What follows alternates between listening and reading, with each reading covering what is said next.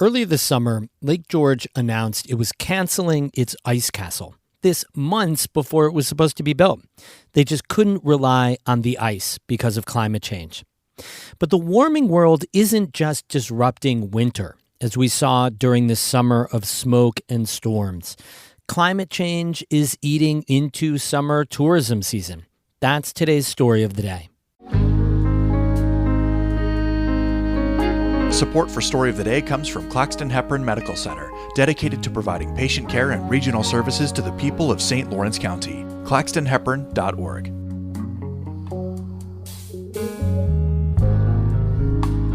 Hey, I'm David Sommerstein. It's Thursday, September 7th. First up, Amtrak has set this Monday, September 11th, as the tentative date for resuming train service through the North Country on the Adirondack Line. The line between New York City and Montreal has stops in Glens Falls, Whitehall, Ticonderoga, Port Henry, Westport, Port Kent, Plattsburgh, and Rouse's Point. But it's been closed since late June. CN Rail says there were concerns about warping rail lines around Montreal due to temperatures over 86 degrees earlier this summer. The line was only open for about 3 months after reopening from a nearly 3-year pandemic shutdown. State lawmakers have asked that the rail line make plans so the shutdown doesn't happen again in the future. Some of New York's congressional delegation in Washington are joining in asking for more information about what happened this summer. SUNY Chancellor John King is announcing a $1 million campaign to combat food insecurity at SUNY campuses around the state.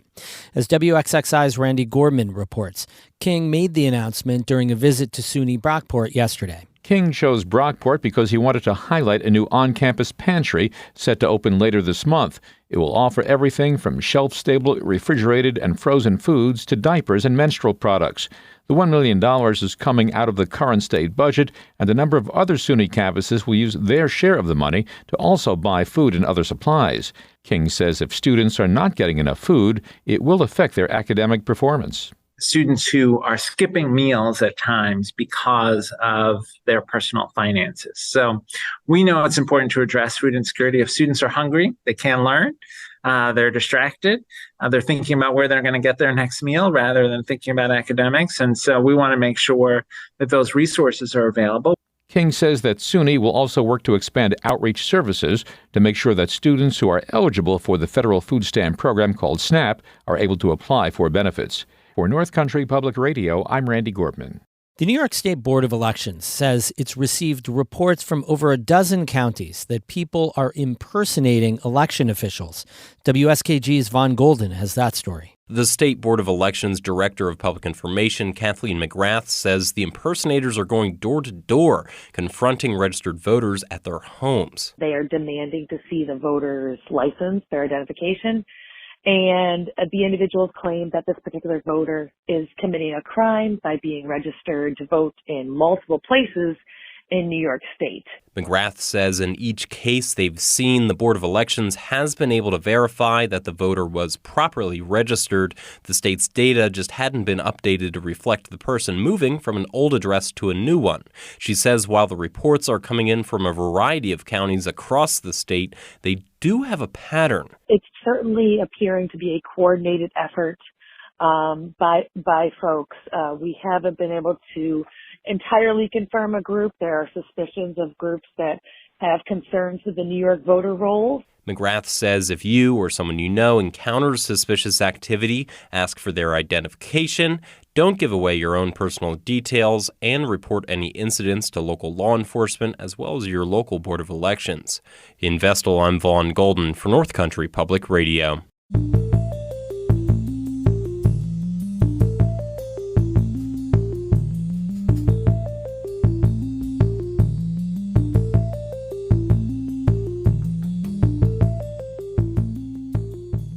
Climate change is forcing everyone to reconsider what they do and how.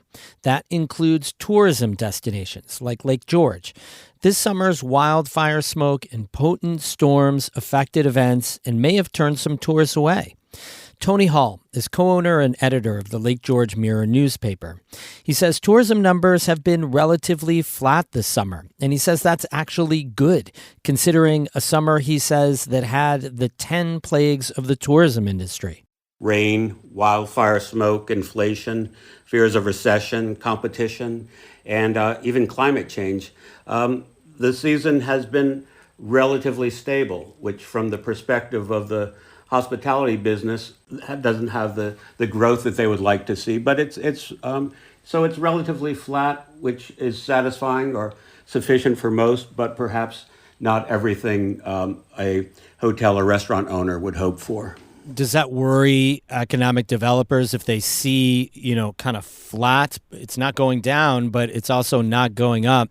The fear that, Lake George is sort of losing, in the imagination of people who are looking to take summer trips? I don't think that's the case, and we can discuss some of the plans that the tourism industry has to make certain that that doesn't happen.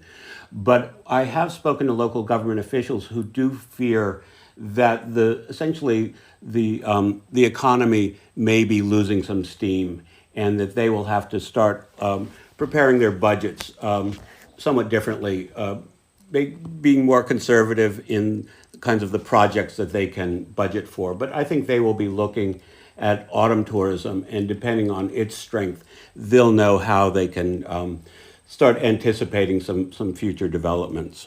Let's talk about what you said before about the effect of the weather. I mean, what have things like, these crazy thunderstorms and especially the wildfire smoke, what effect has that had on tourism in Lake George? You could certainly see it if you were out on the lake, that a lot of the islands were empty where otherwise they would be filled with campers. So it was not especially pleasant, and it was somewhat disconcerting, but that certainly had an effect on whether or not people wanted to be outside.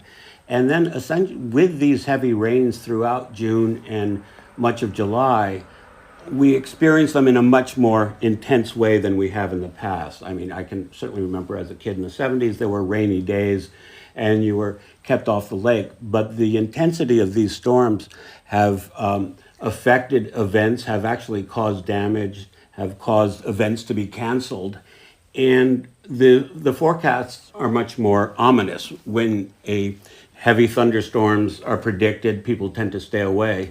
And so I think that definitely has had an effect on tourism. I think people are well aware of the fact that climate change is having effects on the winter ski business, but I don't think much attention has been paid to the way in which it's affecting summer vacations and specifically special events upon which many communities now rely for their summer business. Somehow the tourism industry has got to come to terms with that, and in some ways it is. It's trying to create events that are more weather resilient, such as light shows rather than fireworks. Yeah, I was going to ask you how much local officials are keeping an eye on that. I think they're surprisingly cognizant of it, and I don't mean to say that in a patronizing way, but I am impressed by the extent to which the climate change is part of their projections, not only in terms of infrastructure, but how it could affect the tourism economy. That's Tony Hall, co-owner and editor of the Lake George Mirror newspaper. He checks in regularly with us here at NCPR, and we thank him very much for that. We have more news all the time on our website, ncpr.org. Music today by Zoe Knight and Jared Stephen Doyle, all of them from Potsdam. I'm David Summerstein, North Country Public Radio.